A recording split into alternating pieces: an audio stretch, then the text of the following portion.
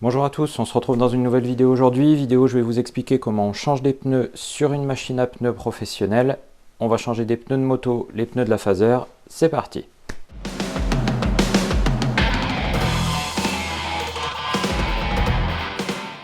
Alors, première étape de notre changement de pneu, on va déjà dégonfler le pneu existant. Donc quand on dégonfle les pneus, on va utiliser ce qu'on appelle un démonte-obus ici, et puis on va venir démonter l'obus qui est à l'intérieur de la valve. Donc j'enlève mon bouchon, je viens dévisser mon obus, je viens le libérer.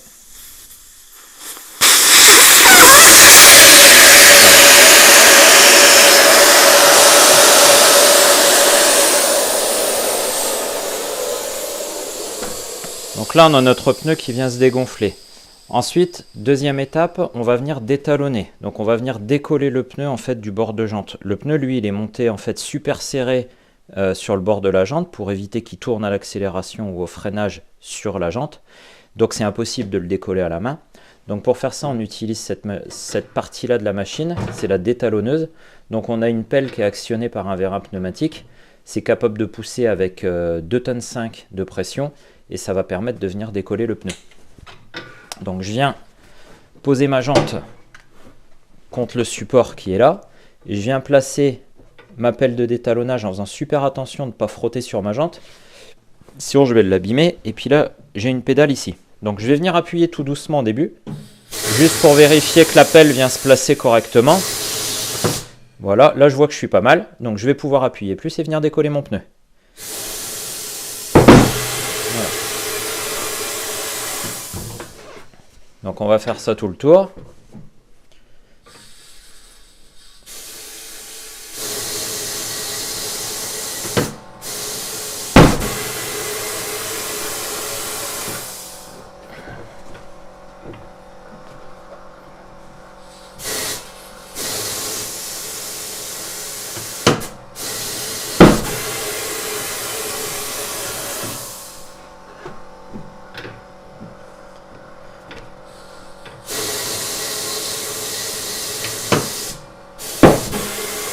Voilà, une fois que j'ai décollé un côté, je retourne ma roue et je viens décoller l'autre côté. Donc même opération, hein, je viens me poser contre. J'avance doucement pour être sûr de ne pas abîmer ma jante. Voilà, je suis sûr que c'est bon.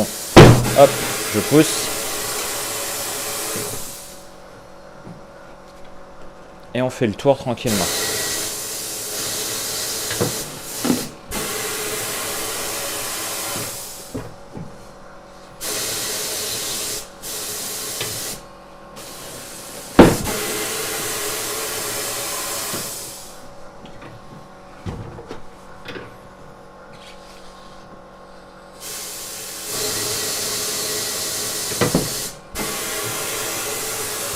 Voilà, donc là j'ai décollé mon pneu des deux côtés sur tout le contour de la jante. Alors maintenant que mon pneu est décollé, on va pouvoir le démonter. Avant de le démonter, on va venir le lubrifier pour qu'il se démonte facilement. Donc pour ça, on utilise un savon spécifique pour les pneus. Donc il ne faut pas utiliser n'importe quoi, hein, ça c'est fait exprès. Donc je vais venir en mettre copieusement tout le tour. Voilà, j'ai mon pneu qui est pas bien décollé de ce côté-là, donc on va lui remettre un petit coup. Hop, il s'est renclenché ici. Donc je vais juste le ressortir doucement là. Voilà. Donc je viens bien lubrifier mon pneu tout le tour. Hop, je fais pareil de l'autre côté pour être tranquille. L'idée c'est de ne pas forcer sur la jante et pas forcer sur la machine. Et après quand on lubrifie pour le pneu neuf, l'idée c'est de surtout pas abîmer le pneu, de le faire rentrer le plus facilement possible sur la jante pour éviter de le détériorer. Voilà. Donc maintenant on va venir prendre la jante dans les mors. Donc ici j'ai pareil des vérins pneumatiques qui activent les mors sur la table. Donc je vais venir prendre ma jante dedans, je vais venir la caler. Donc là on la prend sur l'extérieur. Donc je viens la caler dans ces deux mors là. Je vais venir serrer tout doucement.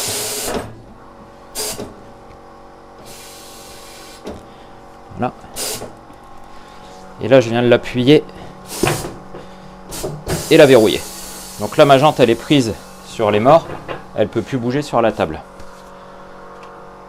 Je vais venir régler ici le sabot qui va me permettre de démonter mon pneu. Donc je vais venir me mettre à peu près à 2 mm de la jante, aussi bien en hauteur qu'en profondeur. Voilà. Donc là, vous voyez, je viens me mettre... Alors là, je suis un tout petit peu haut, on va descendre un peu.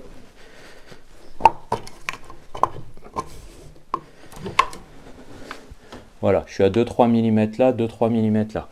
Et cette partie-là, donc moi je la lubrifie toujours un petit peu aussi. C'est pareil, ça évite de faire forcer la machine. Voilà, c'est aussi bien comme ça.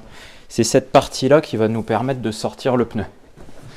Donc là, avec un démonte-pneu, donc je vérifie déjà que mon pneu ici, il est bien dans le fond de jante, pour qu'il vienne se loger ici. Comme ça, il y a moins de contraintes. Et là, je vais venir, avec mon démonte-pneu, attraper mon pneu à l'intérieur. Et je vais venir le faire monter ici. Donc là, je tire, je tire, je tire. On l'appuie pour le faire descendre là. Et on vient le monter dessus. Une fois qu'il est dessus, je vais commencer à faire tourner mon plateau tout doucement. Donc là, je vais dégager gentiment mon démonte-pneu. Voilà. Et le fait de faire tourner, je vais venir monter en fait mon pneu ici et je vais pouvoir sortir cette partie là du pneu de la jante.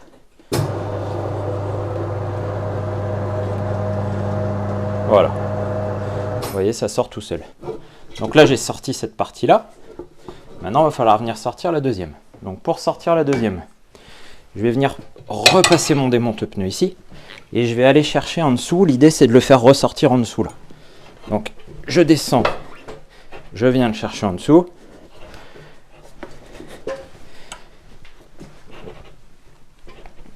Et je le fais passer au-dessus. Et on tourne.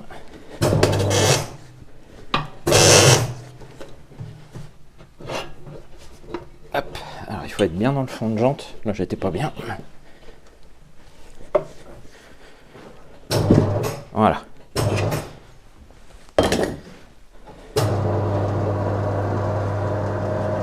Et mon pneu est sorti.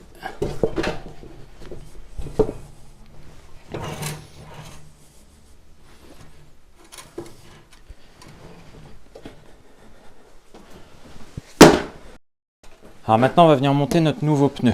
Donc le pneu il a un sens. Si vous regardez votre pneu, vous avez des flèches qui vous indiquent le sens de rotation. Donc il ne faut surtout pas se tromper. Là ma roue elle est couronne vers le haut, ça veut dire qu'elle tourne dans ce sens-là. Donc mon pneu il va venir se mettre comme ça. La flèche comme ça. Donc je commence par lubrifier les bords de mon pneu. Pas abîmer des jolis Michelin Road 6 tout neufs.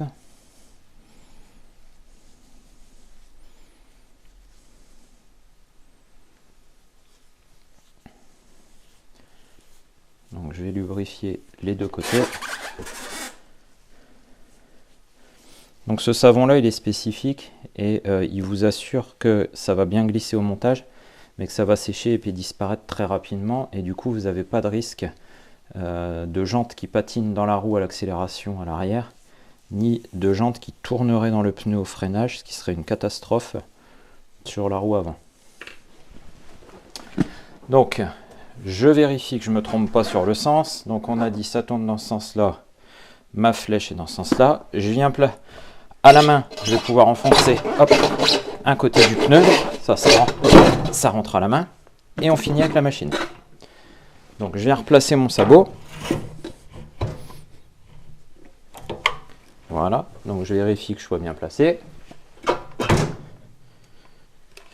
Et là maintenant l'idée, pour pouvoir rentrer le pneu, ça va être de venir le passer ici au-dessus, comme ça, et là en dessous.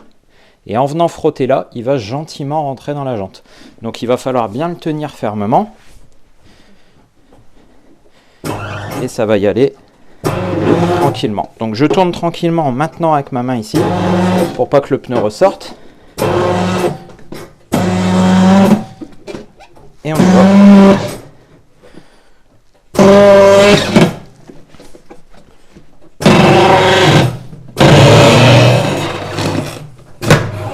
Et voilà.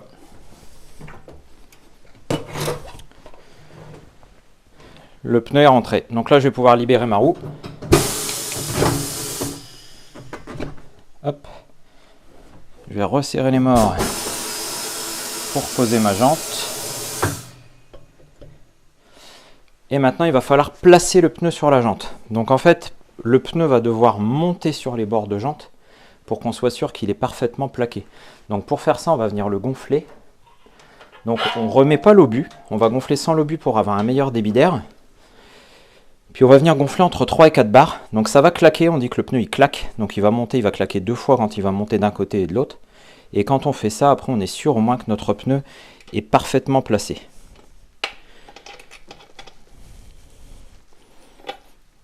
Hop, alors on y va. On gonfle et là, hop. Là on le voit monter là-bas, ça va claquer.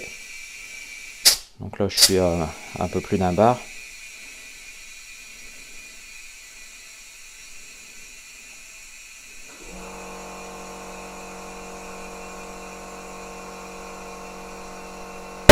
Voilà. Donc là je gonfle encore, voilà il a claqué 2 fois, vous avez entendu. Donc là je monte encore entre 3 et 4 bars pour être sûr qu'il soit bien placé. Voilà, et c'est bon. Donc là on va venir remettre l'obus. Donc on remet l'obus tout de suite. Voilà. Alors les valves de temps en temps c'est bien de les remplacer.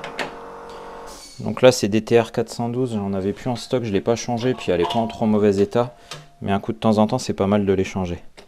Ensuite vous venez, sur les voitures on le fait à chaque fois, et c'est vrai que sur les motos on le fait pas forcément, c'est un tort. Donc on vient refaire la pression, donc là sur la mienne à l'arrière c'est 2,9 kg.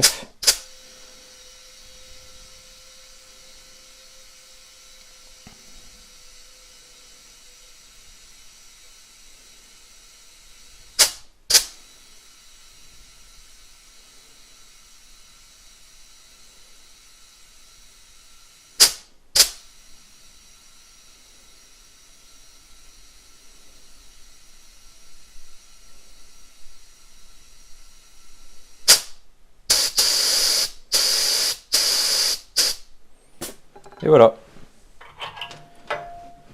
On remet le bouchon. Un petit coup de chiffon. Et c'est posé.